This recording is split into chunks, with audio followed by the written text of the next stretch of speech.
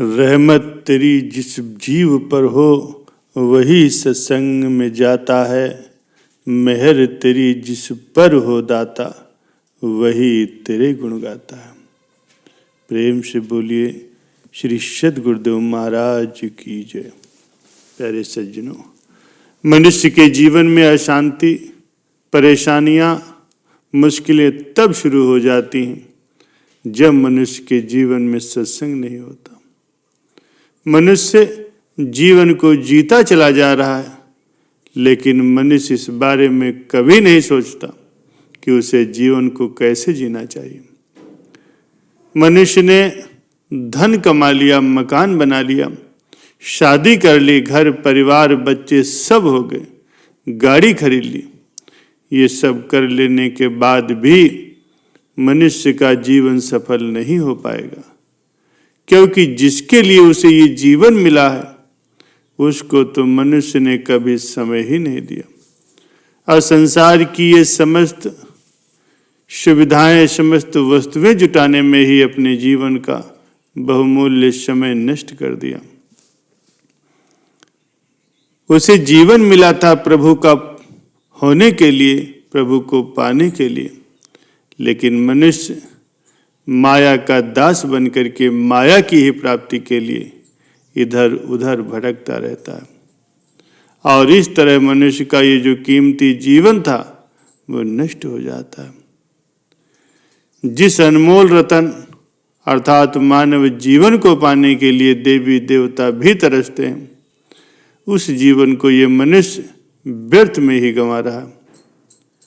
देवताओं के पास भोगों की कोई कमी नहीं है, लेकिन फिर भी देवता मनुष्य का जीवन पाना चाहते हैं, क्योंकि मनुष्य देह पाकर के ही भक्ति का पूर्ण आनंद और भगवान की सेवा और उनकी कृपा से सत्संग का सानिध्य मिलता है। संतों के संग से मिलने वाला आनंद तो बैकुंठ में भी दुर्लभ है।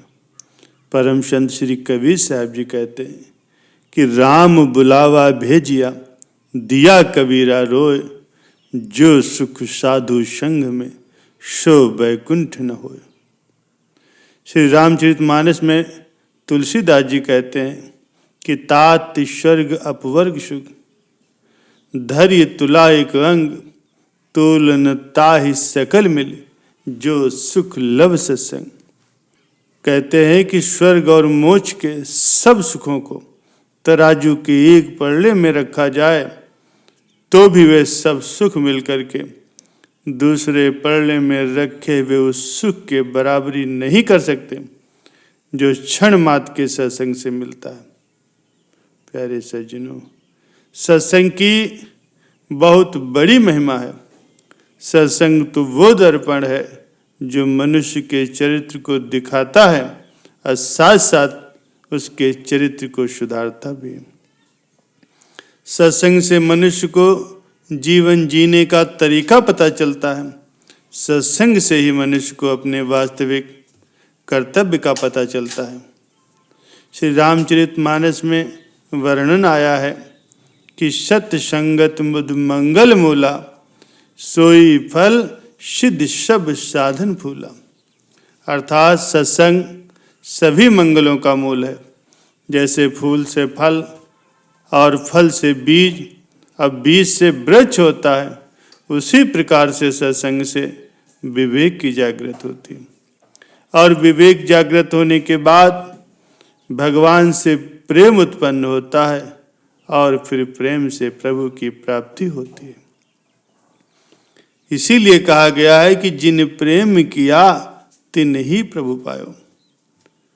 सत्संग से मनुष्य के करोड़ों करोड़ों जन्मों के पाप नष्ट हो जाते हैं। सत्संग से मनुष्य का मन और उसकी बुद्धि शुद्ध होती है। सत्संग से ही भक्ति मजबूत होती है। एक घड़ी आधी घड़ी, आधी से पुनियाद, तुलसी संगत साधु की, हरे कोटि अपराध।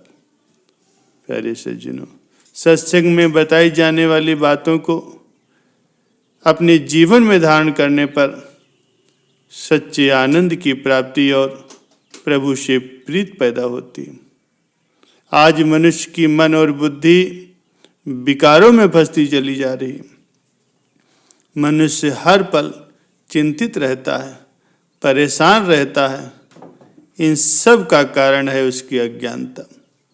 भगवान ने ये अनमोल मानव जीवन दिया है, ये अशांत रहने के लिए नहीं दिया है। प्यारे सज्जनों, जब कोई मशीन हम घर पर लेकर के आते हैं तो उसके साथ एक बुकलेट मिलती है जिसमें मशीन को कैसे चलाना है, उससे क्या क्या हो सकता है, इसके बारे में पूरा विवरण लिखा होता है। इसी प्रकार से भगवान ने ये जो हमें मनुष्य जीवन दिया है, इस मनुष्य जीवन को कैसे सफल करना है, ये सब हमें सत्संग से और धर्म ग्रंथों से पता चलता है। इसलिए जीवन से सत्संग को कभी भी अलग नहीं करना चाहिए, क्योंकि जब सत्संग जीवन में नहीं रहेगा तो संसार के प्रति आकर्षण बढ़ेगा और संसार के प्रति मोह बढ़ेगा, जो मनुष्य के जीवन को विनाश की तरफ ले जाएगा। प्यारे सज्जनों, सत्संग की अग्नि से मनुष्य के सारे विकार नष्ट हो जाते हैं। आनंद कहीं बाहर नहीं है, वो तो खुद के भीतर है। लेकिन मनुष्य के मन में चारों तरफ संसार के मोह की चादर लिपटी रहती है, इसीलिए वो आनंद ढक जाता है और उसे महसूस ही नहीं होता।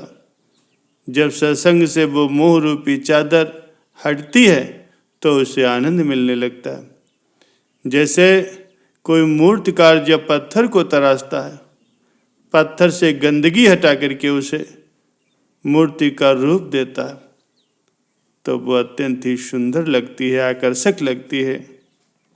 उसी प्रकार से जीवन में जो अशांति, परेशानी, दुख रहते हैं, उनको सत्संग हटा देता है और मनुष्य का चरित्र निर्मल हो जाता है। जाने बिनु न होए प्रतीति, बिनु प्रतीति न होए प्रीति। भगवान के प्रति पूर्ण समर्पण जब तक नहीं होगा तब तक विवेक नहीं होगा, और बिना सत्संग के विवेक की प्राप्ति नहीं होती। मनुष्य का कर्तव्य क्या है और अकर्तव्य क्या है, ये सारा कुछ सत्संग से ही पता चलता है। प्यारे सज्जनों, भगवान श्री कृष्ण जी उद्धव से कहते हैं कि संसार के प्रति सभी आसक्तियां सत्संग नष्ट कर देता है। भगवान कहते हैं कि हे उद्धव, मैं यज्ञ, वेद, तीर्थ, तपस्या, त्याग आदि से बस में नहीं होता, लेकिन सत्संग से मैं बहुत ही जल्दी अपने भक्तों के बस में हो जाता हूँ। प्यारे सज्जनों, सत्संग की बहुत बड़ी महिमा है, इसीलिए अपने जीवन में सत्संग को हमेशा ही बनाए रखना चाहिए। और जब भी, जहाँ कहीं भी सत्संग सुनने को मिले या सत्संग में जाने का मौका मिले, तो दुनिया वालों की परवाह किए बिना ही सत्संग में पहुंच जाना चाहिए, क्योंकि सत्संग का मिलना बहुत ही दुर्लभ है, और जिसे सत्संग मिलता है उस पर समझ लो ईश्वर की विशेष कृपा होती है। एक बार देवऋषि नारद जी भगवान विष्णु के पास गए। उन्हें प्रणाम करते हुए बड़े नम्र वचन से बोले कि हे प्रभु, कृपा करके इस दास को सत्संग की महिमा सुनाइए। प्रभु मुस्कुराते हुए बोले, हे नारद, सत्संग की महिमा का वर्णन करने में तो वाणी सक्षम नहीं है। फिर एक क्षण रुक करके बोले, तुम यहाँ से आगे जाओ, वहाँ इमली के पेड़ पर एक बड़ा ही विचित्र रंगीन गिरगिट है, वो सत्संग की महिमा को जानता है, जाकर उसी से पूछ लो। देवऋषि खुशी खुशी इमली के पेड़ के पास गए और अपनी योग विद्या के बल से उस गिरगिट से बातें करने लगे। उन्होंने गिरगिट से पूछा कि सत्संग की महिमा क्या है, कृपा करके बताइए। सवाल सुनते ही वो गिरगिट पेड़ से नीचे गिर गया और छटपटाते हुए अपने प्राण त्याग दिए। ये देख करके नारद जी को बड़ा आश्चर्य हुआ। वे डर करके वहां से लौट आए, भगवान को सारा वृत्तांत कह सुनाया। भगवान ने मुस्कुराते हुए कहा, अच्छा नगर के उस धनवान के घर जाओ और वहाँ जो तोता पिंजड़े में तुमको दिखाई देगा उसी से जाकर के सत्संग की महिमा पूछो। नारद जी क्षण भर में ही वहाँ पहुँच गए और वहाँ उस तोते से वही सवाल किया, मगर देव ऋषि के देखते ही देखते उस तोते ने भी आंखें मूंद ली और उसके भी प्राण पखेरु उड़ गए। अब तो नारद जी बड़े ही घबराए। वे तुरंत भगवान के पास लौट आए और कहने लगे, प्रभु ये क्या लीला है? क्या सत्संग का नाम सुन करके मरना ही सत्संग की महिमा है? भगवान हंस करके बोले, नारद जी इसका मर्म भी तुमको समझ में आ जाएगा। इस बार इस नगर के राजा के महल में जाओ और उसके नवजात पुत्र से अपना प्रश्न पूछो। नारद जी तो थर थर कांपने लगे और बोले, प्रभु अब तक तो मैं बच गया, लेकिन अब की बार तो लगता है मुझे मरना ही पड़ेगा। अगर वो नवजात राजपुत्र भी मर गया तो राजा मुझे जिंदा नहीं छोड़ेगा। भगवान ने नारद जी को अभयदान दिया। नारद जी दिल मुट्ठी में रख करके राजमहल में आए। वहाँ उनका बड़ा आदर सत्कार किया गया। अब तक राजा को कोई संतान नहीं हुई थी, अतः पुत्र के जन्म पर बड़े ही आनंद उल्लास के साथ उत्सव मनाया जा रहा था। नारद जी ने डरते डरते राजा से उसके पुत्र के बारे में पूछा। नारद जी को राजपुत्र के पास ले जाया गया। पसीने से तर होते मन ही मन भगवान का नाम जपते हुए नारद जी ने राजपुत्र से सत्संग की महिमा के बारे में प्रश्न किया तो वो नवजात शिशु हंस पड़ा और बोला, महाराज चंदन को अपनी सुगंध और अमृत को अपने माधुर्य का पता नहीं होता, ऐसे ही आप अपनी महिमा नहीं जानते, इसीलिए मुझसे पूछ रहे हैं। वास्तव में आपके ही क्षण मात के संग से मैं गिरगिट की योनि से मुक्ति पा गया और आपके दर्शन मात्र से ही तोते की उस शूद्र योनि से मुक्त होकर के इस मनुष्य जन्म को पा सका। आपके सानिध्य मात्र से ही मेरी कितनी सारी योनियां कट गई और मैं सीधे सीधे मानव तन में पहुंच गया और एक राजपुत्र बना। ये सत्संग का कितना अद्भुत प्रभाव है। हे ईश्वर, अब मुझे आशीर्वाद दीजिए कि मैं मनुष्य जन्म के परम लक्ष्य को प्राप्त कर सकूं। नारद जी ने खुशी खुशी आशीर्वाद दिया और भगवान के पास जा करके उन्हें सब कुछ बताया।